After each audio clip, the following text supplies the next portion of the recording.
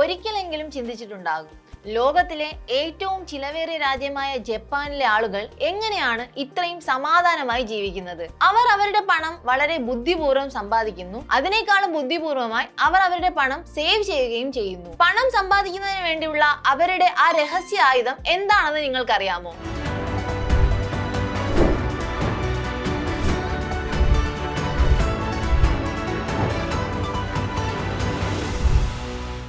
വർഷം പഴക്കമുള്ള ഒരു സാമ്പത്തിക രീതിയാണ് കക്കേബോ.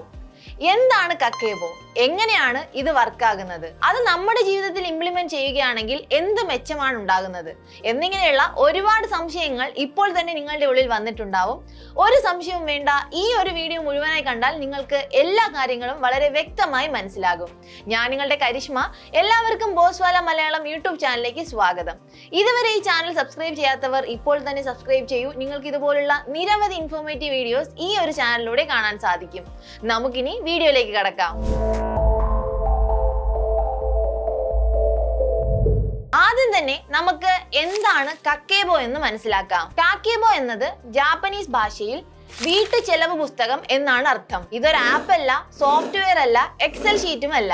ഇത് പണം സൂക്ഷ്മമായി ബോധപൂർവം അർത്ഥപൂർവ്വം ചെലവാക്കാനുള്ള ഒരു പഴയ ജാപ്പനീസ് മെത്തേഡാണ്. 1904 ജപ്പാനിലെ ആദ്യ വനിതാ പത്രപ്രവർത്തകയായ ഹാനി മൊതോക്കയാണ് ഇത് ആദ്യമായി അവതരിപ്പിക്കുന്നത്. അവർ പറയുന്നത് ഇങ്ങനെയാണ്: ഒരു വ്യക്തി സമാധാനപരമായി ജീവിക്കണമെങ്കിൽ ആ വ്യക്തി ജീവിതത്തിൽ ചിലവാക്കുന്ന ഓരോ രൂപയും എന്തിനു വേണ്ടിയാണ് ചിലവാക്കിയതെന്ന് വ്യക്തമായ ഒരു ധാരണ ആ ഒരു വ്യക്തിക്ക് ഉണ്ടാകണം. കഴിഞ്ഞ കുറെ വർഷങ്ങളായി ജപ്പാനിലെ ലക്ഷക്കണക്കിന് ആളുകളാണ് ഈ ഒരു ടെക്നിക് ഫോളോ ചെയ്ത് അവരുടെ ആ ഒരു സമ്പാദ്യശീലം മെച്ചപ്പെടുത്തി അവരിപ്പോൾ സന്തോഷമായി ജീവിക്കാനുള്ള കാരണം. ഇനി നമുക്ക് എങ്ങനെയാണ് കക്കേബോ ഫലപ്രദമായി മാറുന്നതെന്ന് നോക്കാം. സാധാരണ നമ്മളുടെ സാമ്പത്തിക ട്രാക്കിംഗ് മാർഗങ്ങൾക്ക് വേണ്ടി നമ്മൾ ടെക്നോളജീസ് യൂസ് ചെയ്യുന്നുണ്ട്. പക്ഷെ ഇവിടെ യാതൊരു ടെക്നോളജിയുടെയും ആവശ്യമില്ല.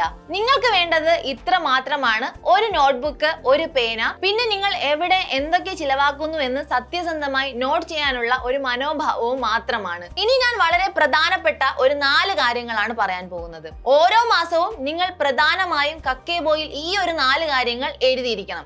അവ എന്തൊക്കെയാണെന്ന് നോക്കാം. ആദ്യത്തെ കാര്യം, എനിക്ക് എത്ര പണമുണ്ട്. നിങ്ങൾക്ക് എത്ര തന്നെ സാലറി ആയിക്കൊള്ളട്ടെ, 10,000 അല്ലെങ്കിൽ 20,000, 30,000 അല്ലെങ്കിൽ 1 ലക്ഷമോ 10 ലക്ഷമോ എത്ര തന്നെ ആയിക്കൊള്ളട്ടെ, ചെറുതോ വലുതോ അതൊന്നും നോക്കേണ്ട.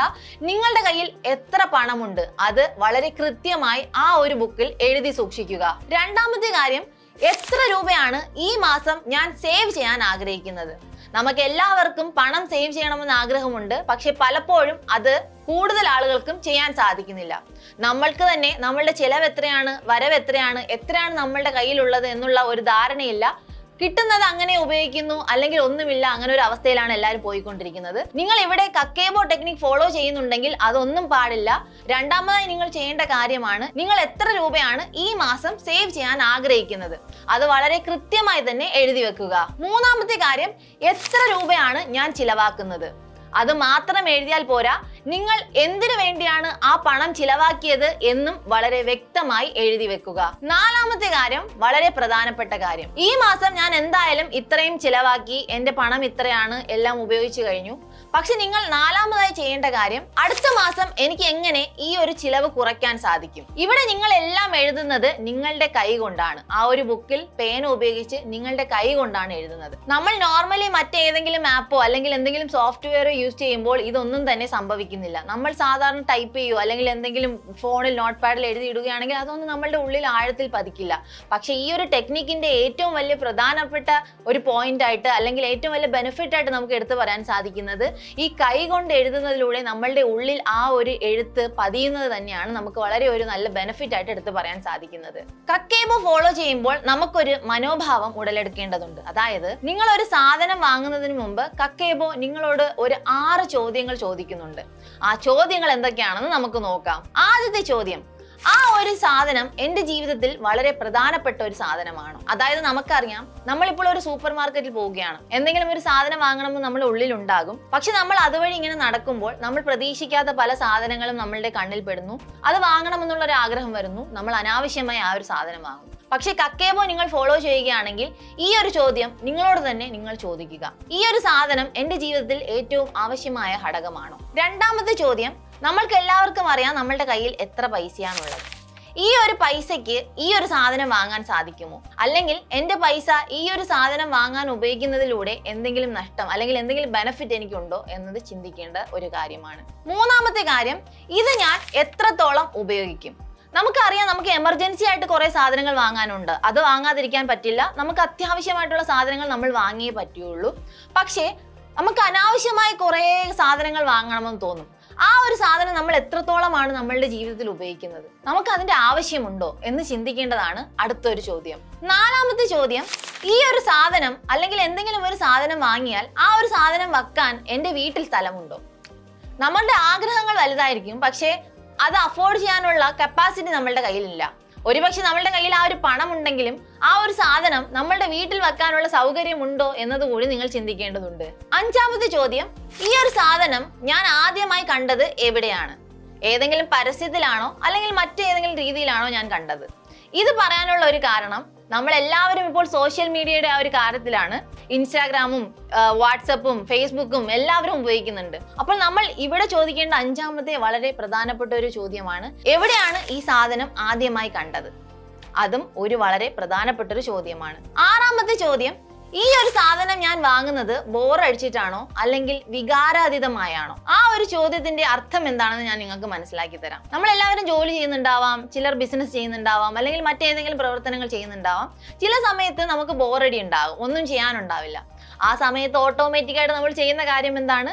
ഉടനെ ഫോൺ എടുക്കുന്നു, നമ്മൾ ആമസോൺ അല്ലെങ്കിൽ ഫ്ലിപ്കാർട്ട്, മീഷോ, മിന്ത്ര എന്നിങ്ങനെ നമ്മളിങ്ങനെ സ്ക്രോൾ ചെയ്ത് അനാവശ്യമായ സാധനങ്ങൾ വാങ്ങി നമ്മളുടെ സമയം കളയുന്നു. നിങ്ങൾക്ക് എന്തെങ്കിലും അത്യാവശ്യമായിട്ടാണ് വാങ്ങുന്നതെങ്കിൽ ഓക്കെ, അല്ലെങ്കിൽ വെറുതെ സമയം കളയാൻ വേണ്ടി നമുക്ക് ആവശ്യമില്ലാത്ത സാധനങ്ങൾ നമ്മളുടെ പണം നൽകി വെറുതെ കളയേണ്ട ആവശ്യമുണ്ടോ എന്നാണ് ഇവിടെ ചോദിക്കേണ്ട അല്ലെങ്കിൽ ഇവിടെ ഉയരുന്ന ഒരു പ്രധാനപ്പെട്ട ഒരു ചോദ്യം. ഈ ഒരു 6 ചോദ്യങ്ങൾ നിങ്ങളുടെ ഉള്ളിൽ ചോദിച്ചുകൊണ്ട് വേണം നിങ്ങൾ ഒരു സാധനം വാങ്ങണോ വേണ്ടയോ എന്ന് തീരുമാനിക്കാൻ. കക്കേബോയിൽ ചിലവുകളെ 4ആയിട്ടാണ് തരംതിരിച്ചിട്ടുള്ളത്. അവ ഏതൊക്കെയാണെന്ന് ഇനി നോക്കാം. ആദ്യത്തേത് നീഡ്സ്, നമുക്ക് അത്യാവശ്യമായി വേണ്ട സാധനങ്ങൾ. ഉദാഹരണത്തിന് വാടക, ഭക്ഷണം, ഗതാഗതം, സ്കൂൾ ഫീസ്, മരുന്നുകൾ എന്നിങ്ങനെ നമ്മളുടെ അത്യാവശ്യമായ സാധനങ്ങൾ. അതിനെ ഒരു ഭാഗത്ത് നമ്മൾ എഴുതി വെക്കുക, നമ്മുടെ നീഡ്സ് എന്ന ഭാഗത്തേക്ക് അത് എഴുതി വെക്കുക.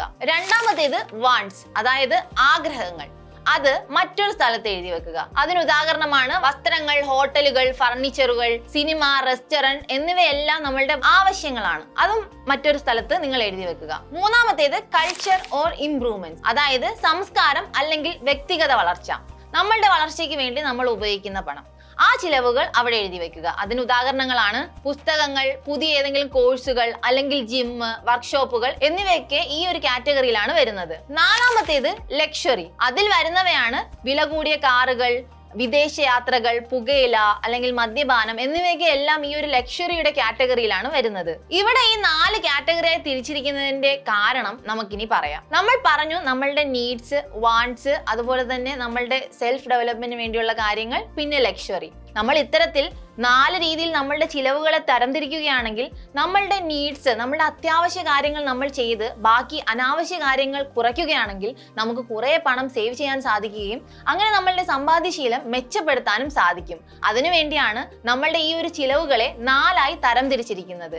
ഇതും കക്കേബോയുടെ ഒരു വളരെ പ്രധാനപ്പെട്ട പ്രത്യേകതയായി നമുക്ക് എടുത്തു പറയാൻ സാധിക്കും. ഇനി നമുക്ക് കക്കേബോയുടെ സംരക്ഷണ നിയമങ്ങൾ എന്തൊക്കെയാണെന്ന് നോക്കാം. ഈ വീഡിയോയുടെ ഇത്രയും ഭാഗം നിങ്ങൾ കണ്ടപ്പോൾ നിങ്ങൾക്ക് ഈ ഒരു കക്കേബോ ആ ഒരു ടെക്നിക് ഫോളോ ചെയ്യണമെന്ന് ആഗ്രഹമുണ്ടെങ്കിൽ ഈ ഒരു 5 ശീലങ്ങൾ നിങ്ങളുടെ ജീവിതത്തിൽ കൊണ്ടുവരിക. അവ എന്തൊക്കെയാണെന്ന് നമുക്ക് നോക്കാം. നമ്മളുടെ ബാങ്ക് ബാലൻസ് നിരന്തരം പരിശോധിക്കുക. നമ്മളുടെ സാലറി വരുന്ന ആ ഒരു 2 ആഴ്ച നമ്മളുടെ അക്കൗണ്ട് എപ്പോഴും ഫുൾ ആയിരിക്കും, നമുക്ക് കുറെ ഉപയോഗിക്കാൻ സാധിക്കും.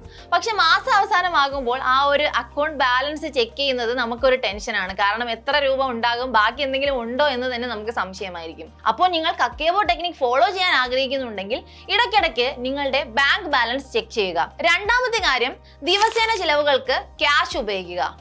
ഗൂഗിൾ പേ വളരെ നല്ല കാര്യമാണ്, പക്ഷേ ഗൂഗിൾ പേ വന്നതിന് ശേഷം പൈസ ഏത് വഴിക്കാണ് പോകുന്നതെന്ന് നമുക്ക് ആർക്കും അറിയില്ല. അപ്പോൾ നമ്മളുടെ ദിവസേനയുള്ള ആ ഒരു ആവശ്യങ്ങൾക്ക് വേണ്ടി നമ്മൾ പൈസ ഉപയോഗിക്കുകയാണെങ്കിൽ ഓരോ രൂപയും എന്തിനാണ് ഉപയോഗിച്ചതെന്ന് നമുക്ക് വളരെ കൃത്യമായി അറിയാൻ സാധിക്കും.